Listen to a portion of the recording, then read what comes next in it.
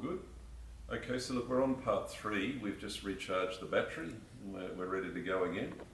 So Des, we were talking about you returning to Australia in 1975 and then ultimately settling in Sydney, and then the marriage with Jill faltered, and then you met Sue and you were explaining to us how it wasn't exactly love at first sight, and you were talking about the conference where a few things happened, but let's just continue with that discussion.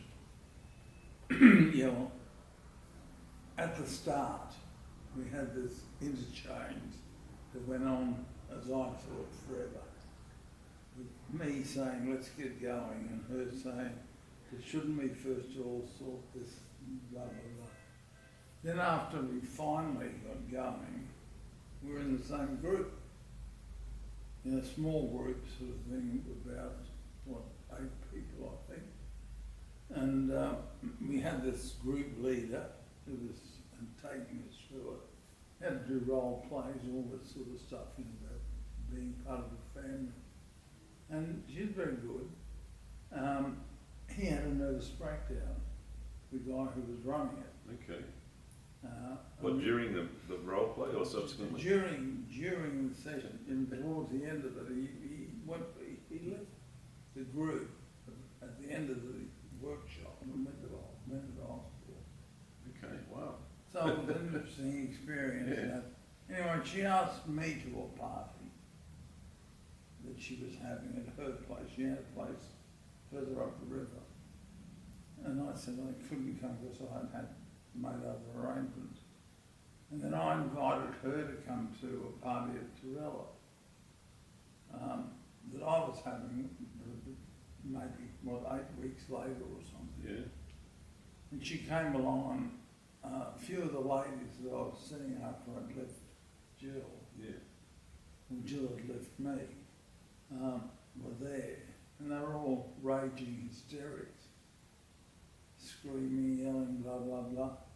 And she was just so nice to talk to them, so civilised and that. So we got talking, blah, blah, blah, and I then went off overseas on a trip to America. Yeah. And when we came back, we got together. There it was, eh? You The were rest, with one of the raging hysterics, remember? the rest is history. You took, Sorry, Sue's just interjecting here. What was it? The raging hysterics? What happened? Who were the raging hysterics? the woman you went overseas with, you asked me to go as well. She You was went, an alcoholic, level Yeah. 1. Yeah. So we split up after we got overseas and went our separate ways. And the other one was one who met me at the airport. The people who take me home at the same time as Sue was at the airport picking me up. Okay, so you were a popular man. So I was fairly popular, yeah. So that was the bit. So that was the way we started off, and I met a family. And the father couldn't understand why she got involved with me, Okay. and they were nice. They were lovely people, and eventually got married. Kind of went from We there. had the kids. So you and Sue were married in 1980, Yeah, and then you had 4 children in 5 years. yeah. So you've gone from being a man about town, Vietnam, London, Sydney, all these crazy women you've just been telling us about. And then suddenly you're a father at 40 with Yeah. 4 kids under the age of 5. Absolutely. Must have been a fairly big change for you It was, at that point in it was a time. very interesting time. Yeah. And now that I'm a grandfather, finally, it's really been even more interesting because I can't remember any of the things happening with our 4 that are happening with the grandchildren. You blocked it all out, or you've I don't living know in a whether I haze blocked at it that all stage? Or? I don't know. I can just remember that Ben was always 120 miles an hour. Yeah, nothing's changed there. Yeah. So Ben's sitting over here, by the way, Yeah. ladies and gentlemen. Yeah. So what we used to do, if we went out anywhere, we went to parks or shopping centres. Mm. Those are the 2 venues we took them to, and unless we were going to somebody's home. Yeah. And what we did was dress them all in the same coloured t-shirts. Right. So we could, So you could see them. I could see them. Yeah. Okay. And I'd be sheepdog. Yeah. Say, for instance, I'm buying shoes and socks Mm. for them. I'd be sheepdog while she took them one at a time in to get them the shoes Get and them socks. fitted out. Mm. Yeah. So we had that sort of arrangement. Okay. So And yeah. all the holidays we had at home. Yeah. And you know, I remember we used to play tennis, and Christopher and I would play Damien and Ben. We'd beat them every time because we just set it up so they'd start to have fights Yeah. Okay. Yeah. between the two of Bit them. of divide and conquer. Mm, Okay. exactly. So Yeah. that happened. Yeah. That was one thing. And the other thing is I remember racing along the beach one day with them. And must have been close to 50 at that stage. And beating them All right.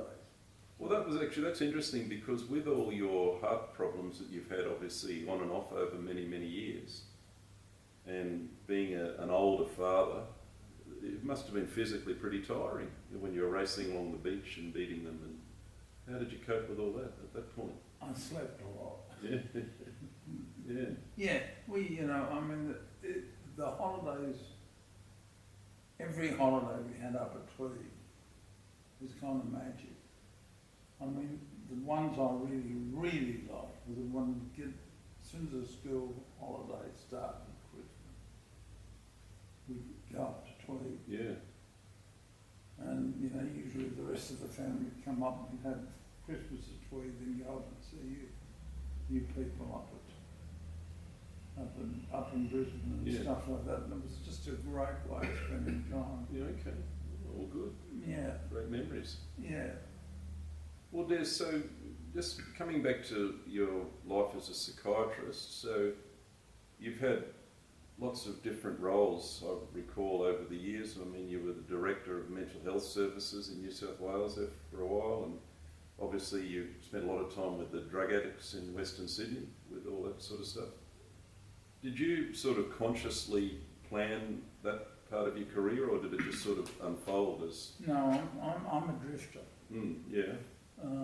And basically what happened was that I started off working, when I came back from overseas, it was really interesting. When I came down to Sydney with Jill, she had a very good job at the university as a lecturer.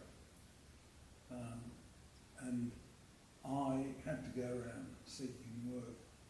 And it was amazing to me how parochial Sydney was. Okay. If you didn't graduate here, Yeah. didn't train here, you didn't get a job. Okay. So eventually I got a job in a community mental health centre out at Hurstville.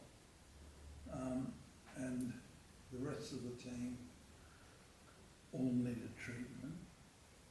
And there was myself and two of the male psych nurses. And we were the only ones who did any work. Okay. So that was, I did that for a number of years and then worked part-time at a local hospital. And this was a big, teaching hospital, 20-bed unit, and enjoyed that with medical students. And then the next job I got was at Rydalmere, which was out west. Yeah. And that was probably the best job I've ever had in my life. Okay. What did that involve? What it involved, it's called Director of Training. And what it involved, two things. It involved me taking all the trainee psychiatrists and getting them through their exams. And it was just fantastic because I had really, really bright, interested psychiatric trainees. Yes. And I had a library next door. I'd taken over from a guy who was a guru, and it was a really, really, really good experience. Like it was a bit like a university job Yes. in a small university, and it's now part of the University of Western Sydney, the campus, Okay. where it was. And I did that for 4 years and then moved to Macquarie, which was, it's just about, maybe, The Macquarie University Hospital. yeah, no, not Macquarie University Hospital, this was Macquarie Hospital. Oh, right. Which is back about halfway between here Yeah. and Macquarie University Hospital. Yeah, okay. And I worked there for maybe 10, 12 years as the same sort of role. Mm. So there was a bit of clinical work as well as training, Yeah. because if somebody went on leave, I'd take over their role as Yeah. director of the ward. So that was a good combination of work, and I had a bit of private practice as well Okay. downstairs. So that was busy, all then, and how I got to end up in the head office, which was literally the worst experience I've ever had in my life. Yeah, okay. And it kept me apolitical. It kept me apolitical, and I'll never. Well, lots of politics and Yeah. all that it sort of was stuff. all the politics that you could imagine. Mm. And one of the places was the time when the Labor government was obviously going to get kicked out, and Nick Ryan was going to come in. Yeah. And they were trying to introduce this report. They'd done this review and they decided that they were going to take all the patients out of the mental hospital and put them in group homes. And they hadn't accounted for how they were going to pay for any of it, or how they were going to employ enough staff to cover it. Yeah. Because if you can imagine, if you're in a group home, rather than in a hospital, you need about 3 times the number of staff. Yes.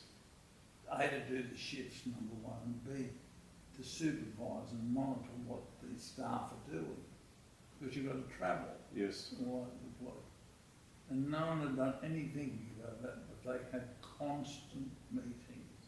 Okay, where it would be discussed for about 4 hours about how they were going to implement this. And they'd get someone to do a costing, Mm. and you could then sort of take the costing, which went for 100 pages, and then work out if they'd fiddle all the figures. It was like, it was crazy stuff, because they were just trying to please the politicians rather than being realistic. Yes. And so it was the most frustrating, awful way of spending time ever invented. I can imagine. And then if I decided, that I should have a look at what the country services were doing, because I was responsible for them, I'd go out and they'd keep saying, we've got no psychiatrists. And you come back and say, well, look, can we set up some sort of phone service? So at least they've got a psychiatrist that they can ring in the night. In other words, match up country hospital Yeah. with city hospital. Yeah. That would be far too sensible, is it? Yeah, I mean, they just come up with some bullshit excuse Yeah. like unions wouldn't like it or Yeah. blah, blah, blah or something like that. So it was just one of the most frustrating experiences of my life working in there. Yeah. I came back then after 2.5 years in there. I came back to Macquarie and then I got retired because of this. Okay. Yeah. And then went into the drug scene, the drug addiction. Yeah, well, speaking, you mentioned frustration. So speaking of frustration, as you said, you spent a lot of time doing some fairly pioneering work in the drug addiction area. And I recall many, many years ago at the house at Torella, you had the private little area on the side where you used to get the addicts coming in. What was... I didn't treat any addicts at all. Well, people would come in for... I was Counselling or- doing private practice, yeah. Well, with the epidemic of various addictions, drug addictions in society at the moment, probably being as bad as it's ever been, what's your sort of key take on effective ways to deal with that sort of thing? Or is it all just too hard, or are there things that can be done, or what? I know there is lots of them. Yeah, One of the things is, a really good detox